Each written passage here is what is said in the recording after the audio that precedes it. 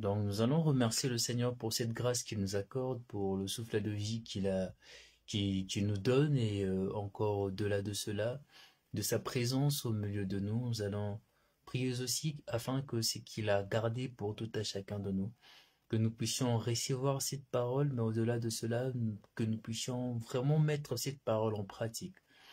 Donc prions. Éternel tendre Père, nous te remercions Seigneur.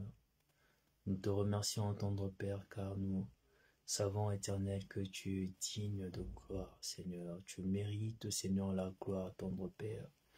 C'est toi qui nous as gardés, tendre Père. Tu nous as restaurés, tendre Père. Tu as pourvu, Seigneur, aux besoins de tout à chacun, tendre Père. Et au-delà de nos inquiétudes, Seigneur, Papa, tu nous donnes la paix. Et cette paix qui vient de toi. Cette paix, Seigneur, qui ne dépend point, Éternel, de nos soucis. Mais cette paix que, Seigneur, Papa, que seul toi, Seigneur, donne, seul toi offre à ceux qui te suivent, à ceux qui seront appelés, Seigneur, Papa, pour te servir. Nous te remercions de cela. Nous te remercions, Seigneur, d'avoir gardé tout à chacun de nous, Seigneur. D'avoir, Seigneur, restauré la vie de tout à chacun de nous, tendre Père. Nous te prions aussi, Éternel, que ces moments de partage, Seigneur, que seul toi puisse être, Seigneur, au centre. Que seul toi puisse diriger ces moments. Que seul toi, Éternel, puisse, tendre Père, saisir le cœur de tout à chacun. Oui, Seigneur, pour y s'aimer, Seigneur, la graine que tu as gardée, tendre Père. Merci, Éternel. Nous recommandons, Seigneur, ces moments tout saintement, que l'honneur et louange te soient rendus par les noms puissants de Jésus-Christ que nous avons ainsi prié. Amen. Donc nous sommes toujours autour de notre partage sur la vie du bien-aimé David. Nous sommes arrivés, on va dire, à mi-chemin, disons presque à la fin de notre partage. Mais oui, nous pourrions quand même remercier le Seigneur parce que ça fait déjà assez longtemps que on va dire, ça fait presque 1 mois et demi ou 2 mois que nous avons commencé ces partages. Et au fur et à mesure qu'on partage autour du bien-aimé David, on a compris certaines choses et j'espère vraiment que pour tous, que le Seigneur nous a parlé d'une façon ou d'une autre, que nous avons saisi quand même cette grâce que le Seigneur a mis à notre disposition. Nous avons compris par la marche du bien-aimé David et combien est-ce que le Seigneur peut châtier ses enfants, combien est-ce que le Seigneur nous vient aussi à l'aide. Et voilà.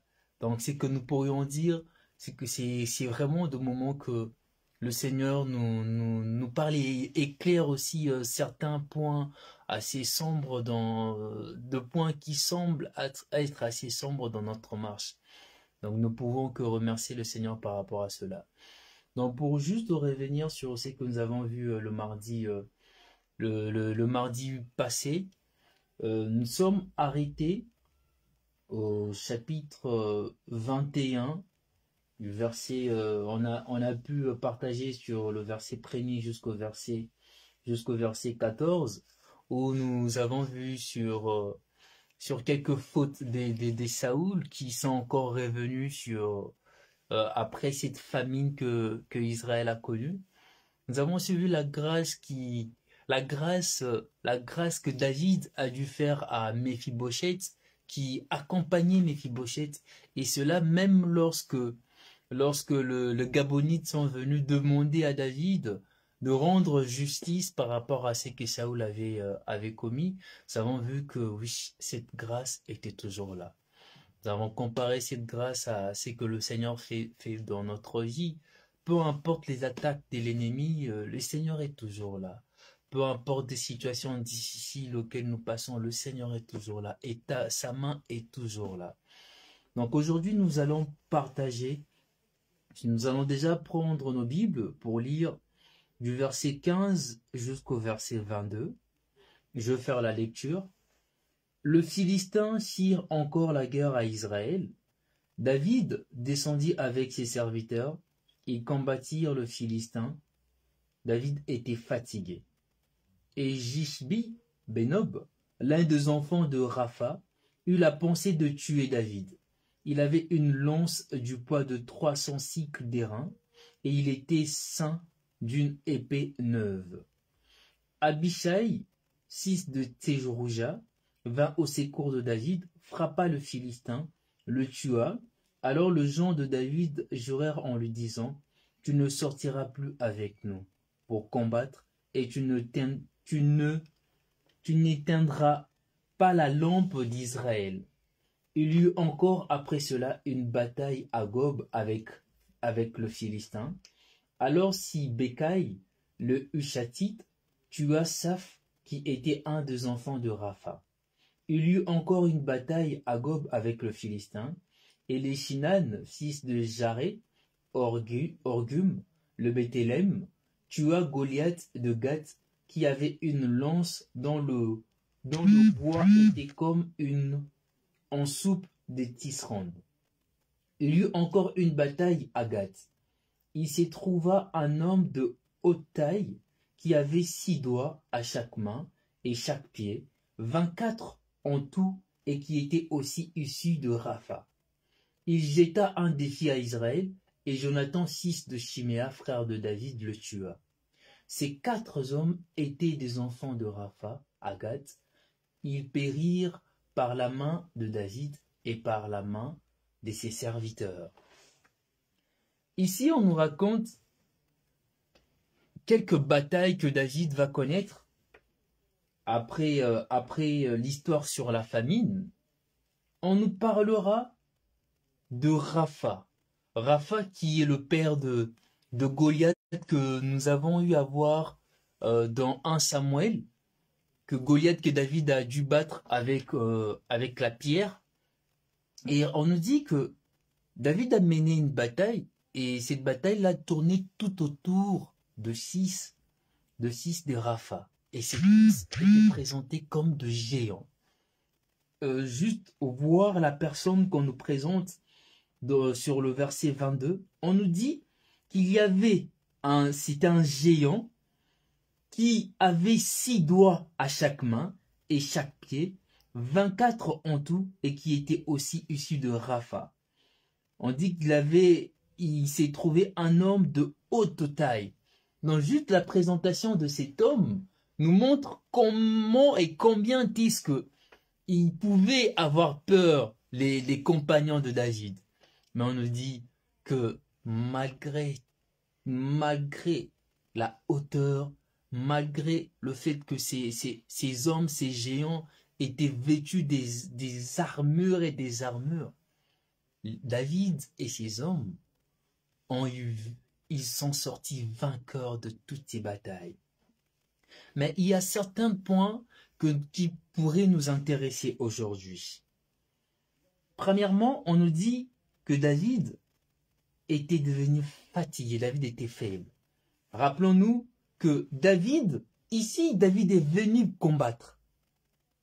Oui, c'est quand même un point que nous devons souligner pour au moins montrer le David qui pouvait, lorsqu'il était appelé à mener la bataille de roi, c'est David qui restait chez lui à la maison, et en restant chez lui à la maison, ça l'a conduit à pécher. Et ici on nous parle d'un David qui est devenu certes fatigué, vieux, mais qui est quand même sorti. Il est sorti pour aller combattre. Pour lui, l'âge ne l'empêchait pas pour servir son Dieu. L'âge n'était pas un blocage pour David pour aller en avant et combattre ses ennemis. C'était pas un blocage pour David. Mais la fatigue était là. Et nous voyons, lorsqu'on dit que David était fatigué et qu'il y avait un homme, un des enfants de Rapha, en voyant David fatigué, il est venu auprès de David pour tuer David. Mais on nous dit, Abishai, fils de Tséjora, vint au secours de David, frappa le Philistin et le tua. Il frappa le Philistin et il tua le Philistin. Et on nous dit encore que tous les enfants d'Israël jurèrent à David en disant, tu ne sortiras plus avec nous pour combattre et tu n'éteindras pas la lampe d'Israël. On nous parle ici de la lampe d'Israël. L'exemple qui est donné ici, c'est David qui est censé assurer la succession du royaume, en fait. Et les enfants d'Israël, en voyant que David s'est exposé au danger, se sont dit non, David, tu vas rester chez toi à la maison et nous allons nous-mêmes aller combattre. Mais là où je voulais aussi revenir, c'est le fait que on nous parle encore de bataille. Pourtant, David a mené, c'est comme si tout ce que David faisait, en fait, la marche de David tournait juste sur de batailles et des batailles. Dans toute sa, presque toute sa vie, c'était ça en fait. Si il n'était pas attaqué par Saoul, c'était Absalom. Si c'était pas Absalom, c'était des ennemis. Si c'était pas des ennemis, c'était des épreuves auxquelles il devait affronter. C'était le fait que Dieu le mettait en épreuve, la famine. Il y avait tellement de choses, tellement des événements qui alimentaient la vie de David, que David ne pouvait pas rester le bras croisé, que David ne pouvait pas rester chez lui. Tout c'est que David, je peux dire, qu'est-ce que je pourrais dire là? Je pourrais plutôt dire que la marche de David était vraiment alimentée par des événements, et des événements de bataille en bataille. Cela nous ramène à quoi? Rappelons-nous de ce que l'Éternel va dire à Moïse dans Exode 17. Prenons nos Bibles, ça serait mieux de lire cela, que c'est un verset qui nous parle énormément. Donc nous allons peut-être lire Exode 17, c'est lorsqu'ils vont, Moïse et Josué et le peuple vont combattre contre Amalek. Nous allons prendre Exode 17 du verset 8 jusqu'au verset 16. Amalek vint combattre Israël à Réphidim. Alors Moïse dit à Josué, choisis-nous 2 hommes, sors et combat Amalek. Demain, je me tiendrai sur le sommet de la colline, la verge de Dieu dans ma main. Josué fit ce que lui avait dit Moïse pour combattre Amalek, et Moïse, Aaron et Hur montèrent au sommet de la colline. Lorsque Moïse élevait sa main, Israël était le plus fort, et lorsqu'il baissait sa main, Amalek était le plus fort. Le main de Moïse était fatigué. Ils prirent une pierre qu'ils placèrent sous lui. Il s'assit dessus. Aaron et Hur soutenant ses mains, l'un d'un côté et l'autre de l'autre. Ses mains restèrent fermes jusqu'au coucher du soleil. Et Josué vainquit Amalek et son peuple au tranchant de l'épée. L'Éternel dit à Moïse, écris cela dans le livre pour que le souvenir s'en conserve, et déclare à Josué que j'effacerai la mémoire d'Amalek de dessus le ciel. Moïse bâtit un autel et lui donna pour nom, l'Éternel est ma bannière. Il dit, parce que la main a été levée sur le trône de l'Éternel, il y aura guerre de l'Éternel contre Amalek de génération en génération. Oui, des générations en génération, il y aura guerre de l'Éternel contre Amalek. Pour nous, aujourd'hui, ces passages, si nous essayons de faire un petit parallélisme entre ce qui se passe là, Josué, Moïse et David, ça part vraiment dans le sens où il y aura cette guerre de génération en génération. Mais pour nous, aujourd'hui, c'est peut-être une guerre qui ne sera pas livrée par des chars, par des fantassins, par des lances ou par des chariots, quoi que ça ne sera pas une guerre comme on pourrait le dire physique, mais ça sera plutôt une guerre que nous livrons spirituellement. Rappelons-nous aussi de ce que le bien-aimé Paul nous dit dans Éphésiens 6, si je ne me trompe pas, je vais peut-être relire cela. C'est vite fait, Éphésiens 6. c'est vraiment une guerre auquel nous aussi nous sommes confrontés. Certes, quand on ne livre pas cette guerre comme David ou comme Moïse, mais nous sommes confrontés à cela. Amalek est toujours là. L'ennemi est toujours là. L'ennemi cherche toujours de voies et moyens pour nous affaiblir, pour nous atteindre, pour nous briser. L'ennemi est toujours là. Je veux lire, c'est Éphésiens 6. Éphésiens 6, le verset 12, où le bien-aimé va dire « Car nous n'avons pas à lutter contre la chair et les sangs, mais contre les dominations, contre les autorités, contre le prince de ces mondes de ténèbres, contre les esprits méchants dans le lieu céleste. » Oui. Nous n'avons certes pas à lutter contre la chair, contre les sangs, mais oh, quelle bataille que nous menons contre les autorités, contre le prince de ténèbres, contre le prince de ces mondes, contre les esprits méchants. Oh, quelle bataille que nous menons. Alors, si nous nous fatiguons, nous laissons Amalek prendre les dessus. David, ici, il était certes fatigué, mais on nous dit qu'il n'était pas seul. Il n'était pas seul dans cette bataille. Nous aussi, nous ne sommes pas seuls. C'est pour cela, il est vraiment très important que nous puissions maintenir cette communion de l'Église, ces moments d'intercession que nous avons très souvent, auxquels, certes que nous avons nous-mêmes à prier d'un autre côté, mais on ne prie pas seul. Il y a l'Église, il y a le bien-aimé, il y a vraiment cette communion entre nous auquel nous prions tous ensemble. Tu peux être fatigué dans tes moments de prière. Oui. Les bien-aimés sont là pour t'assister. C'est peut-être pesant pour toi. Les bien-aimés sont là pour t'assister. Oui. C'est là où nous voyons aussi l'unité. C'est une unité que nous avons dans le Seigneur. L'un est fatigué, l'autre est là pour tendre la main. C'est cette unité-là que nous avons aussi dans le Seigneur. Mais en lisant encore plus près de ce qui se passe dans le bataille que David est en train de mener, il y a aussi ces côtés-là où nous pourrions aussi voir que nous sommes aussi dans un temps où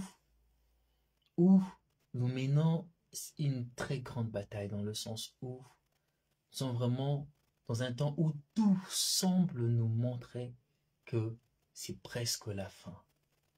C'est presque la fin, parce que tout ce que le Seigneur a pu dire, tout ce que le Seigneur a dit, nous le voyons. Nous le voyons. Nous voyons combien est-ce que le cœur de gens est devenu aigri. Nous voyons combien est-ce que l'amour des autres s'est dirigé vers tout ce qui est... Nous voyons comment est-ce que l'amour des uns et des autres s'est refroidi. Combien est-ce que le péché a atteint tellement un niveau que c'est légalisé même. C'est même légalisé. Nous voyons combien est-ce que nous sommes arrivés dans cette période où nous devons rester vigilants. Nous devons rester vigilants. L'épée à la main, cette épée que nous avons qui est la parole, l'épée à la main, le bouclier, la foi, le bouclier de la foi. Nous devons rester vigilants. Vigilants. Certes, pour nous, on n'aura pas peut-être à défendre Dieu parce qu'on ne peut pas défendre l'Éternel. On ne peut pas défendre l'Éternel. Personne ne peut défendre l'Éternel. On ne peut pas défendre l'Éternel. Mais pour nous, nous aurons nous aussi à crier haut et fort notre foi. En qui nous avons mis notre foi. Et lorsque l'ennemi viendra pour nous combattre, nous devons crier haut et fort en qui nous avons mis notre foi. En criant cela, nous ne laisserons pas cette lampe en nous, qui est la parole de Dieu, s'éteindre. Nous ne laisserons pas cette lampe s'éteindre. Cette lampe sera toujours allumée.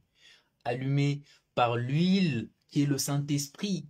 Allumée par nos moments de prière. allumée par nos moments de méditation. Par nos moments de méditation, cette lampe sera toujours allumée. Plus nous accrochons à l'Éternel, plus encore nos victoires seront tellement fracassantes que, oui, nous sortirons toujours la tête debout, la tête haut et fort, en fait. J'aimerais juste que nous puissions aussi lire, nous allons prendre 2 Timothée pour au moins que nous puissions comprendre que nous sommes vraiment dans une période où, oui, bien-aimés, nous devions crier haut et fort notre appartenance à Jésus-Christ. Prenons 2 Timothée, chapitre 3, chapitre 3 du verset 1er jusqu'au verset 12. Je veux lire. Sachez que dans le dernier jour, il y aura de temps difficiles, car les hommes seront égoïstes, amis de l'argent, fanfarons, hautains, blasphémateurs, rebelles à leurs parents, ingrats, irréligieux, insensibles, déloyaux, calomniateurs, intempérants, cruels, ennemis de gens de bien, traîtres, emportés, enflés d'orgueil, aimant le plaisir plus que Dieu. Juste sur cette première lecture, n'est-ce pas ce que nous voyons actuellement? N'est-ce pas ce que nous voyons actuellement? Combien de ces gens, combien nous voyons des gens qui sont devenus tellement irréligieux que le nom de Dieu est blasphémé. Blasphémé même dans des communautés qu'on se dit être chrétiennes, blasphémé même dans ces communautés-là. Lorsque nous voyons les gens vendre de miracles, n'est-ce pas que c'est le nom de Christ qui est foulé? Lorsqu'on nous dit payer de l'argent et tu auras tes tels miracles. Lorsque nous voyons que l'amour du monde a atteint un niveau que les gens ont livré carrément leurs âmes au diable pour être riches. N'est-ce pas que les gens sont devenus tellement irréligieux? Tout ce qui est parlé là-dessus, tout ce que le bien-aimé Paul explique au bien-aimé Timothée, juste sur cette première lecture, c'est ce que nous voyons actuellement. C'est vraiment ce que nous voyons actuellement. Mais continuons la lecture. Il dit encore, ayant l'apparence de la piété, mais régnant ce qui en fait la force. Éloigne-toi de ces hommes-là. Il en est parmi eux qui s'introduisent dans le maison, qui captivent de faibles femmes chargées de péché, agitées par les passions de toute espèce, apprenant toujours et ne pouvant jamais arriver à la connaissance de la vérité. Des gens qui ont tellement une démangeaison à chercher, à chercher si les anges ont tel sexe, à chercher des ministères des anges. C'est ces gens-là. Ils cherchent à apprendre, mais ils n'arrivent pas à ce qui fait même l'aisance même, c'est ce qui fait même l'aisance de l'apprentissage, ce qui est nécessaire, dans sa simplicité. Christ, tout simplement. Des gens qui se tapent la tête à chercher si les anges ont quel sexe, on a tout créé. Et plus on se focalise à chercher ou à donner notre temps à toutes ces choses-là, plus nous nous éloignons du Seigneur. Alors n'accordons pas notre temps à toutes ces choses-là. Continuons juste. De même que Janès et Jambres s'opposèrent à Moïse, de même ces hommes s'opposent à la vérité, étant corrompus d'entendement, réprouvés en ce qui concerne la foi. mais ils ne feront pas de plus grands progrès, car leur folie sera manifestée pour tous, comme le fut seul de ces deux hommes, Janès et Jambres.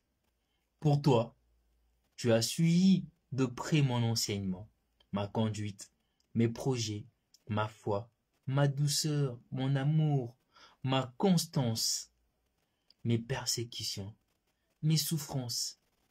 À quelles souffrances n'ai-je pas été exposé à Antioche, à Icône, à Lystre? Quelle persécution n'ai-je pas supportée? Et le Seigneur m'a délivré de toutes.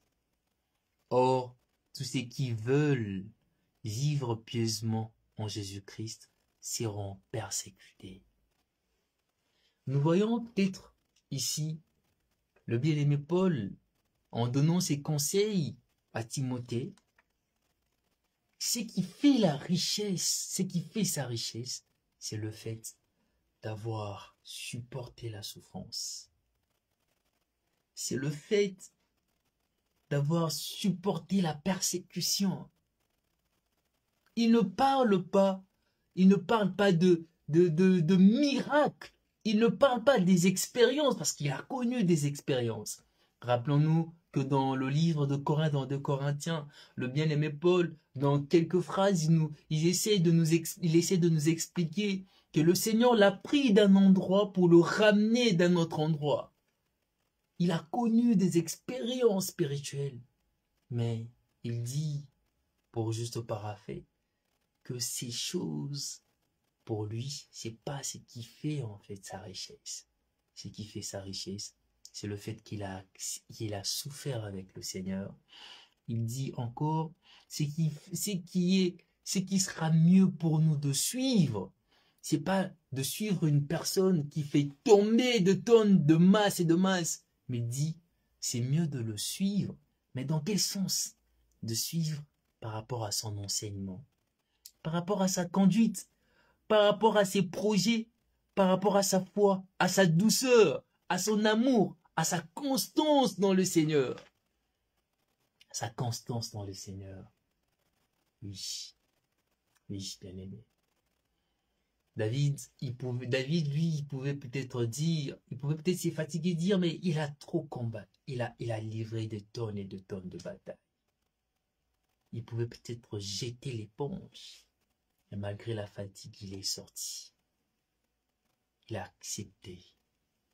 Il a accepté malgré la fatigue. Il est sorti pour aller combattre. Oui. Peut-être tu te sens fatigué.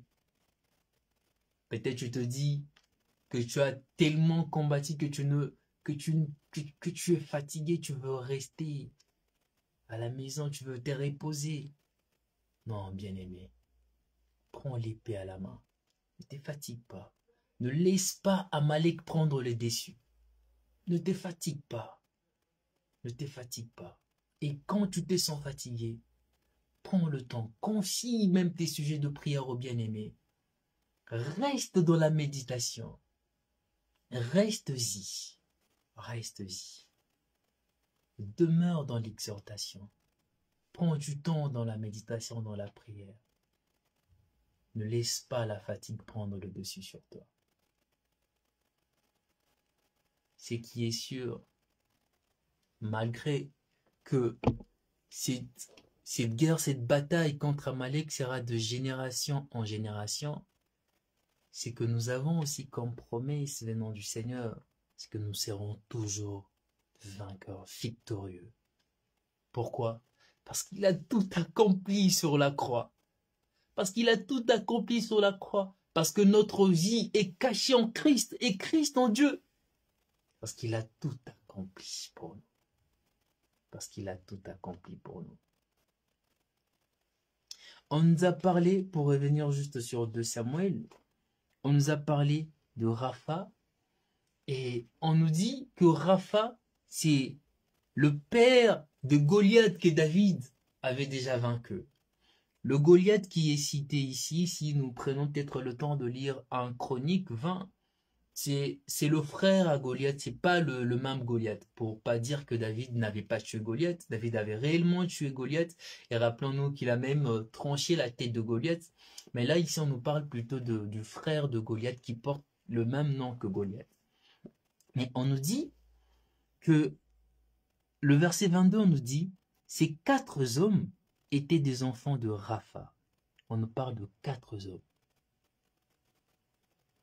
J'aimerais en parler pour revenir juste sur le combat de David avec Goliath. Combien de pierres David avait ramassé contre Goliath? 5 pierres. David a ramassé 5 pierres contre Goliath. Et avec combien de pierres il a utilisé pour tuer Goliath? Une seule. Dans sa préscience, lorsque David était conduit par le Saint-Esprit pour ramasser 5 pierres, c'est comme s'il déclarait déjà la victoire contre les 4 autres ennemis qui devaient venir des années plus tard. Des années plus tard. C'est comme s'il déclarait déjà sa victoire contre ces 4 géants qui devaient venir des années plus tard. Oui. Aujourd'hui, le Seigneur te dit de faire quelque chose, tu ne comprends pas le pourquoi le Seigneur insiste ou le Seigneur te dit de faire la chose. Tu ne comprends pas le pourquoi. Mais un jour, tu comprendras. Et le jour que tu vas comprendre, oh combien est-ce que tu vas remercier, bénir le Seigneur par rapport à cela? Combien est-ce que tu vas remercier, bénir le Seigneur par rapport à cela? Il y a 2 années plus tard, David livrait cette bataille contre Goliath. Il y a des années plus tard, David ramassait 5 pierres pour combattre Goliath, auquel il a utilisé une seule pierre. Mais années après, on nous dit que David et ses hommes ont combattu contre ces 4 géants et ils ont vaincu contre ces 4 géants. Oui, bien-aimés, nous aujourd'hui, nous menons peut-être de bataille. Nous voyons peut-être à la difficulté de ces combats que nous menons. Mais bien-aimés, sur la croix, Christ a vaincu. Sur la croix, Christ a vaincu le plus grand des géants. Le plus grand des géants a été vaincu sur la croix. Avant même que nous acceptons Christ dans notre vie, il avait déjà tout accompli pour nous. Tout était déjà accompli pour nous. Prenons nos Bibles. Nous allons lire quelques passages. Nous allons commencer par Colossiens 2, du verset 13 au verset 15. Colossiens 2.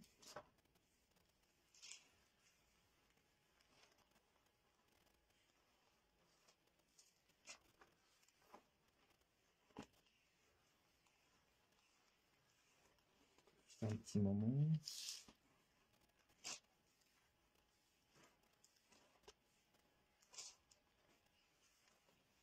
Voilà. Donc je vais lire Colossiens 2 du verset 13 jusqu'au verset 15. Je commence, oui, du verset 13. Vous qui étiez morts par vos offenses et par l'incirconcision de votre chair, il vous a rendus à la vie avec lui, en nous faisant grâce pour toutes nos offenses. Il a effacé l'acte dont les ordonnances nous condamnaient et qui subsistait contre nous, et il l'a éliminé en le clouant à la croix. Il a dépouillé les dominations et les autorités.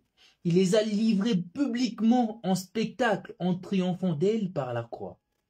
Que personne donc ne vous juge. Non, je m'arrête là. Il a dépouillé les dominations et les autorités et les a livrées publiquement en spectacle, en triomphant d'elles par la croix. Ici, le bien-aimé nous rappelle, nous dit, nous qui étions morts par nos péchés, nous qui étions ignorants de la grâce, loin de promesses de Dieu, Christ avait déjà tout fait pour nous. Il avait déjà tout accompli pour nous. Il avait déjà tout accompli pour nous. Bien-aimés, c'est une grâce que nous avons. C'est une grâce que nous avons. C'est vraiment une grâce que nous avons. Peut-être aujourd'hui tu ne comprends pas le pourquoi ces combats que tu mènes traînent. Peut-être aujourd'hui tu ne comprends pas le pourquoi le Seigneur t'a mis quelque part pour que tu puisses acquérir peut-être de l'intelligence ou quoi que ce soit, de la connaissance ou quoi que ce soit.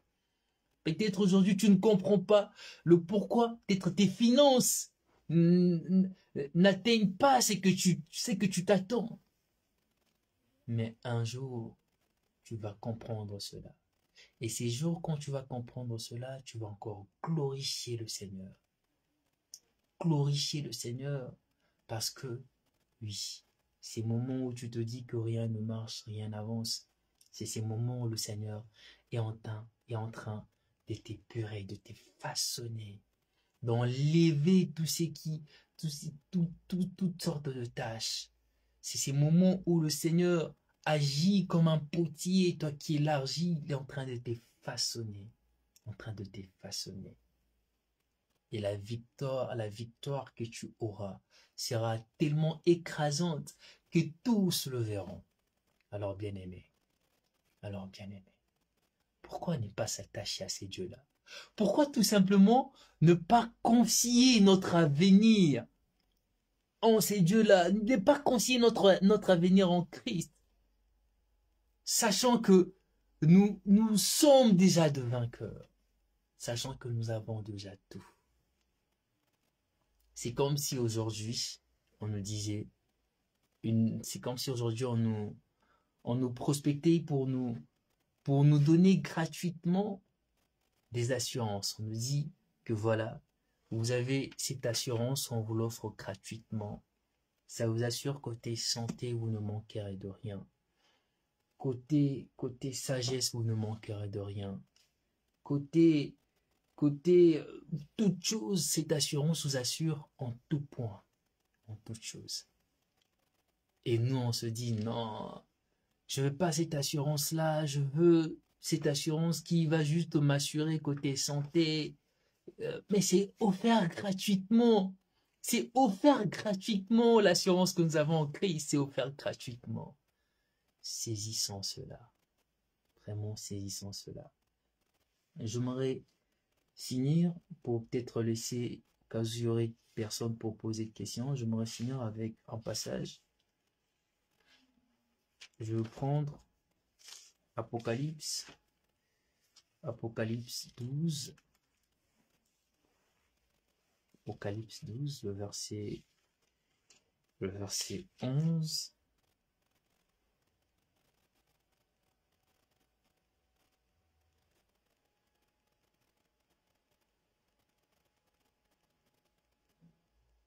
Apocalypse 12, le verset 10 au verset 11.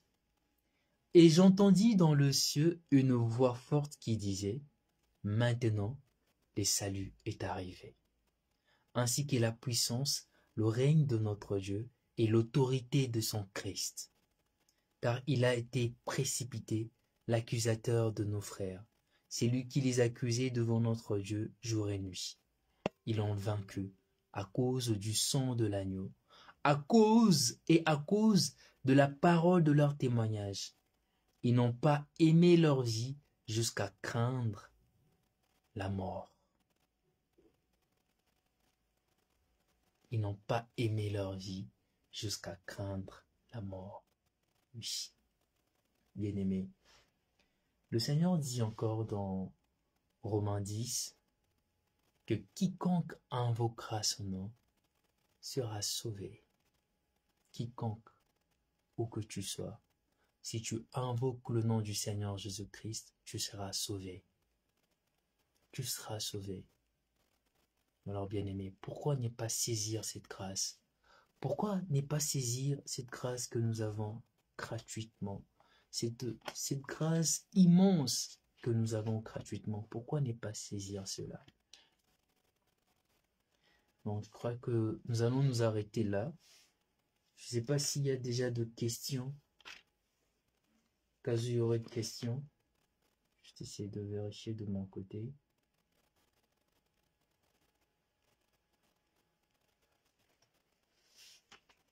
D'accord, je vois qu'il n'y a pas de questions. D'accord, dans ce cas-là, du moment qu'il n'y a pas de questions, je veux juste prendre peut-être 2 minutes de plus, et cette fois-ci, pour que nous puissions quand même lire quelques passages, quelques versets dans 2 Samuel. Oui, 2 Samuel qui est un cantique de délivrance que David a pu écrire après ces longues batailles. David rend grâce au Seigneur et ses paroles sont tellement puissantes qu'il pourrait encore nous parler davantage aujourd'hui. On va prendre du verset 1er jusqu'au verset 4. David adressa à l'Éternel le parole de ses cantiques lorsque l'Éternel l'eut délivré de la main de tous ses ennemis et de la main de Saoul. Il dit, l'Éternel est mon rocher, ma forteresse, mon libérateur. Dieu est mon rocher où je trouve un abri, mon bouclier et la force qui me sauve, ma haute retraite et mon refuge. Ô mon sauveur, tu me garantis de la violence. Je m'écrie, loué soit l'Éternel, et je suis délivré de mes ennemis. Le verset 7. Dans ma détresse, j'ai invoqué l'Éternel, j'ai invoqué mon Dieu de son palais. Il a entendu ma voix et mon cri est parvenu à ses oreilles. Le verset 20 jusqu'au verset 22. Il m'a mis au large, il m'a sauvé, parce qu'il m'aime, bien aimé. Nous sommes aimés de Dieu, que la première chose que Dieu fait pour notre bonheur éternel, Jean 3,16, Dieu a tant aimé le monde qu'il a donné son Fils unique, afin que quiconque croit. Dieu a tellement aimé le monde qu'il nous a donné ce qu'il avait de plus cher. Dieu nous aime. Dieu nous aime tellement, tellement, que Christ s'est fait même, au-delà de porter nos péchés, il s'est même fait pécher. Bien-aimés, regardons vraiment à cet amour, Nous continuons. L'Éternel m'a traité selon ma droiture. Il m'a rendu selon la pureté de mes mains, car j'ai observé le voie de l'Éternel, et je n'ai point été coupable envers mon Dieu.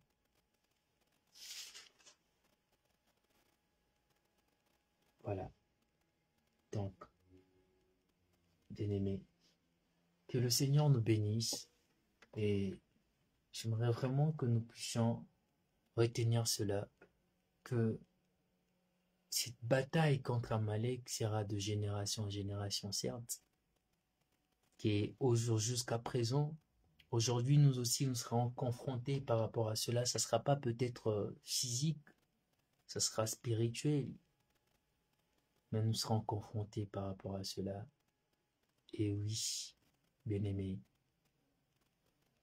saisissant ou tendant le main vers le Seigneur pour prendre toute cette armure que le bien-aimé Paul en parle dans Éphésiens 6, que nous puissions vraiment nous vêtir de cela, afin de tenir ferme contre les attaques de l'ennemi, afin de ne pas blasphémer contre le nom du Seigneur, afin de ne pas fouler par terre le salut que nous avons gratuitement et l'œuvre de la croix, afin de ne pas fouler par terre, cela. Bien-aimés, rappelons-nous que nous sommes déjà de vainqueurs, peu importe la situation dans laquelle on se trouve, nous sommes déjà de vainqueurs, car sur la croix, il a dépouillé l'ennemi. Sur la croix, il a fait de nous de vainqueurs, et nous sommes cachés en Christ, et Christ en Dieu. Oui, que le Seigneur nous bénisse. Je nous souhaite vraiment à tous de passer une très bonne soirée, et que que nous restons vraiment dans le moment de méditation, à méditer. Oui, restons vraiment dans le moment de méditation. Que le Seigneur nous parle davantage. Je nous souhaite à tous une très bonne soirée, à nous revoir prochainement. Pour certes, peut-être ça sera peut-être, oui, ça sera peut-être notre dernière séance, notre avant-dernière séance. Mais en toute chose, nous glorifions le Seigneur parce que il nous bénit en fait par sa parole. Il nous bénit, il nous fortifie par sa parole.